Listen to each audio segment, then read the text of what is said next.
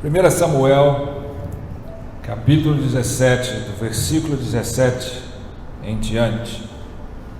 Um texto um pouco grande, mas eu quero ler esse texto na íntegra, para não perder aquilo que nós vamos compartilhar.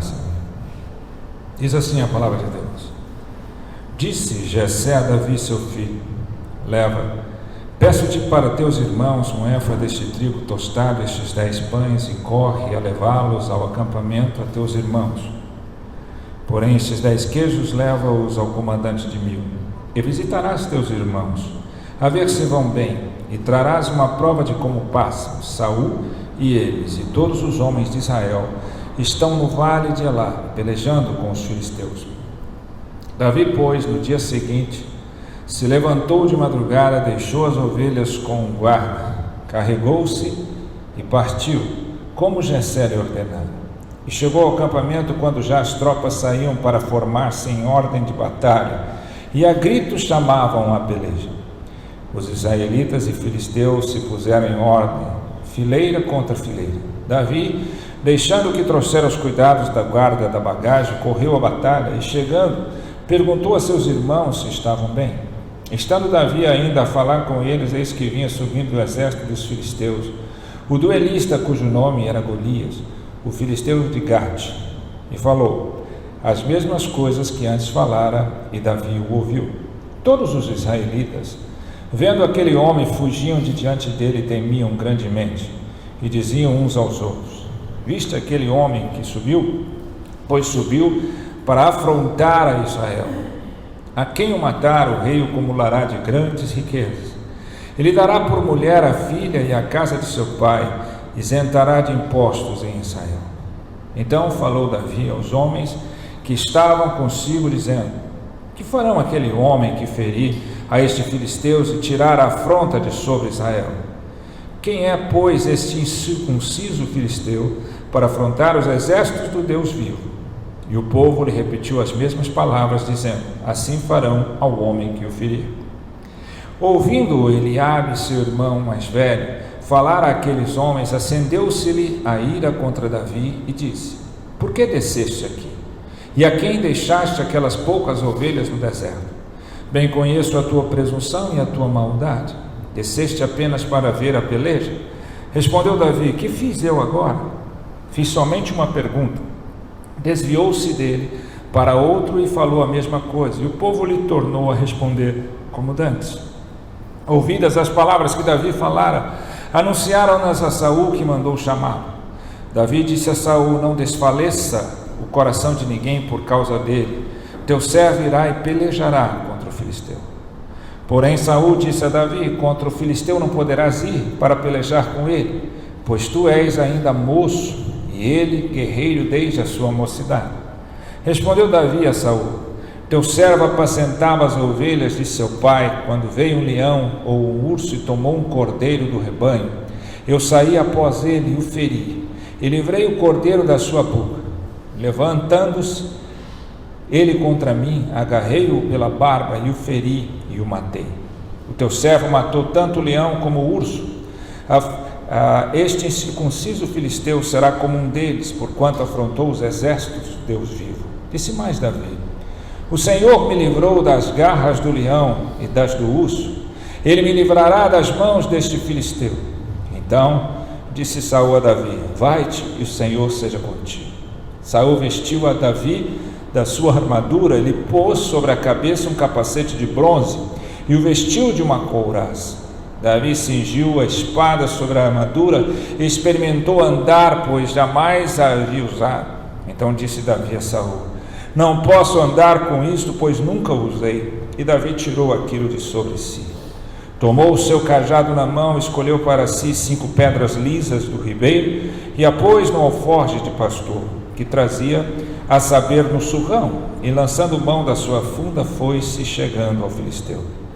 O filisteu também se vinha chegando a Davi, e o seu escudeiro ia diante dele. Olhando o filisteu e vendo a Davi, o desprezou, porquanto era moço, ruivo e de boa aparência.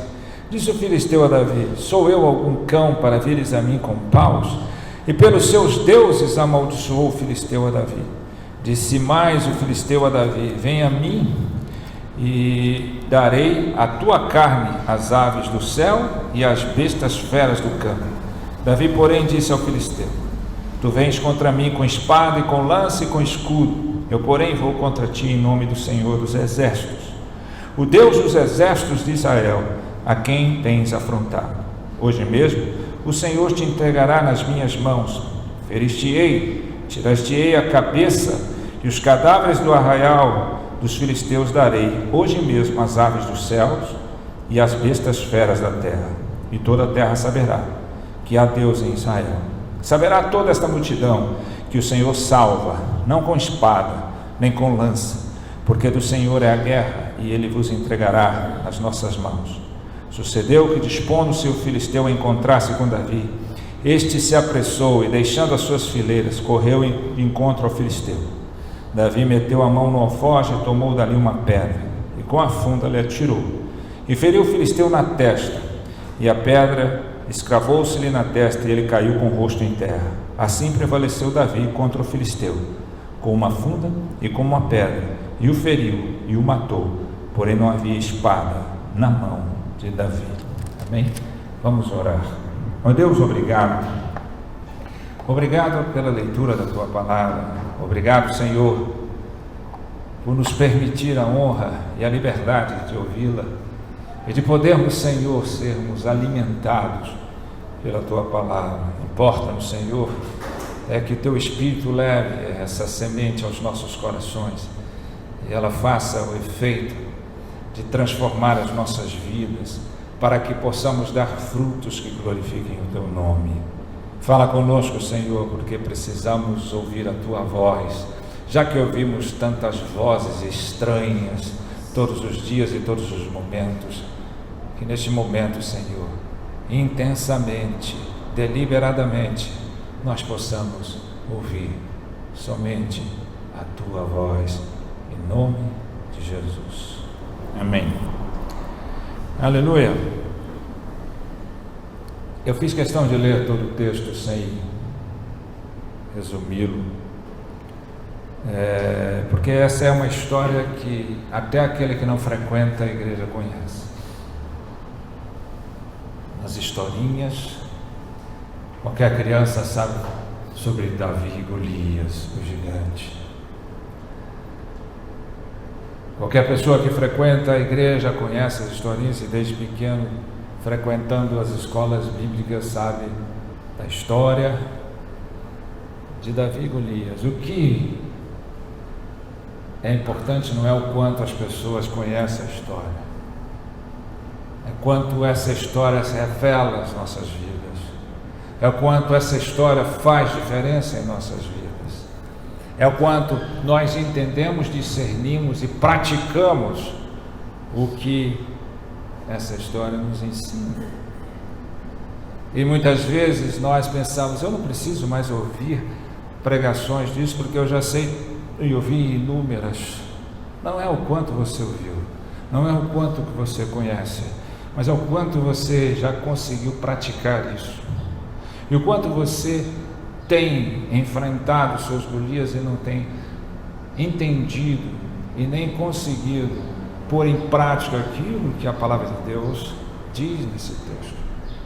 Meu intuito aqui não é trazer algo novo, mas é fazê-lo lembrar daquilo que a Bíblia ensina constantemente, de uma forma simples, de uma forma objetiva, na sua vida, que tem sido atacada e muitas vezes você tem sido amedrontado e acovardado diante disso. Todos nós. Primeira coisa é que essa história não é apenas uma história aleatória dentro da Bíblia. Toda a Bíblia converge em Cristo e seu plano de redenção. Essa história, ela é um subproduto da maior história, onde o Rei dos Reis, Jesus, que é também o bom pastor das suas ovelhas, enfrenta o gigante Satanás deste mundo, não com as armas do homem, mas com aquilo que Deus lhe deu, que vai, enfrenta, derruba e destrói definitivamente o que vai acontecer, e aí para a redenção de todos nós. Então toda essa história converge em Cristo. Não são muitos os que frequentam a igreja que entendem que essa história revela perante a teologia bíblica. Aqueles que estudam mais a teologia percebem que esse aqui é Jesus enfrentando o gigante deste mundo e destruindo no poder que emana do trono de Deus. É Jesus quebrando todas as forças inimigas, é Jesus calando todas as vozes que denigrem, que diminuem, que fazem piadas com o povo de Deus e que tentam humilhar esse povo, tentam blasfemar contra Deus. Essa é a história, né? Aqui nós vemos 4 personagens que definem muito bem a humanidade de maneira geral, né? Nós temos Davi, o ungido de Deus, o escolhido de Deus,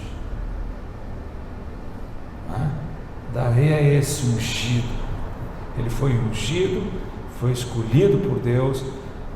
Samuel foi à casa de seu pai Jessé, e ali viu todos os irmãos, até chegar ao mais moço Davi, que não estava ali, não era guerreiro, mas o escolheu pelo seu coração. Nós temos Eliabe, o irmão mais velho de Davi, o guerreiro, que representa aquele que não é ungido, né? E nem escolhido de Deus. Ele não foi ungido, não foi escolhido, né? Temos Saul que representa aquele que é ungido, porque a partir do momento que Davi entrou em cena, porque Saul já tinha sido tirado de cena por Deus. Então ele era um ex-ungido que ainda pensava que era ungido, né? Então ele era um ex-ungido, e também não escolhido por Deus, porque Deus não o escolheu. Quem escolheu foi o povo. Davi foi escolhido de Deus, Saul não. Nós temos, por fim, Golias, que é aquele anti-ungido, aquele que é inimigo de Deus. Então, esses 4 personagens refletem muito bem a categoria de pessoas. Nós temos os ungidos, escolhidos de Deus. Nós temos aqueles que nunca foram ungidos e não são escolhidos por Deus, não vão ser escolhidos por Deus. Nós temos aqueles que parecem que frequentam, mas nunca serão escolhidos. E nós temos aqueles que acompanham o Golias, o gigante, o inimigo de Deus, que se tornam inimigos de Deus, inimigos do cristianismo, inimigos da palavra. Então nós não podemos surpreender, porque essas categorias, elas diferem e definem quem é quem, né? É inegável que olhando para esse texto, nós podemos pensar e repensar de novo nos gigantes que nós enfrentamos dia a dia, né? Nós enfrentamos alguns gigantes. Tem pessoas que enfrentam esses gigantes que muitas vezes vêm travestidos de muitas coisas. Eles vêm travestidos que assombram as nossas vidas, né? Eles vêm travestidos sobre situações financeiras terríveis, contas que a gente não consegue pagar. Ele vem travestidos de hábitos que nós não conseguimos largar, tornam gigantes. São hábitos ruins, traços de personalidades defeituosos que nós não conseguimos mudar, largar, vícios que nós não conseguimos largar. E parece muitas vezes que para uns é mais fácil, para outros é um gigante, ele não consegue derrubar esse gigante. Pessoas que nós não conseguimos agradar, fazemos tudo, mas cada dia fica pior, a distância fica maior, não conseguimos agradar. Fracassos que nós não conseguimos esquecer, traumas que nós não conseguimos lidar, culpas que nós não conseguimos apagar, tudo isso se transforma em gigantes. Ansiedades que nós não conseguimos vencer, timidez que nós não conseguimos superar. Para uns não é, para outros se tornam gigantes, obstáculos enormes para serem vencidos, e que todas as vezes que ele assombra as nossas vidas é terrível. Medo de morrer, medo de sofrer, medo de perder, se tornam gigantes das nossas vidas, crescem e nos encolhe, atitudes totalmente contraditórias à palavra de Deus, hábitos ruins, que contradizem totalmente os princípios que regem um verdadeiro cristão, um verdadeiro crente, e nós não conseguimos largar. Palavras, gestos, ações que se tornam contínuas e nós não conseguimos parar. Então, é disso que eu quero tratar essa manhã. É disso que eu quero conversar essa manhã.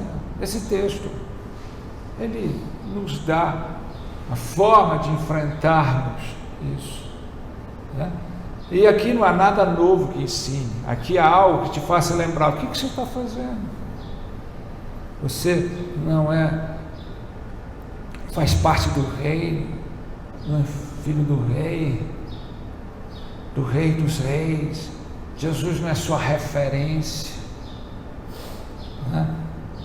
Se ele não serve de exemplo, por que nós não estamos conseguindo vencer isso?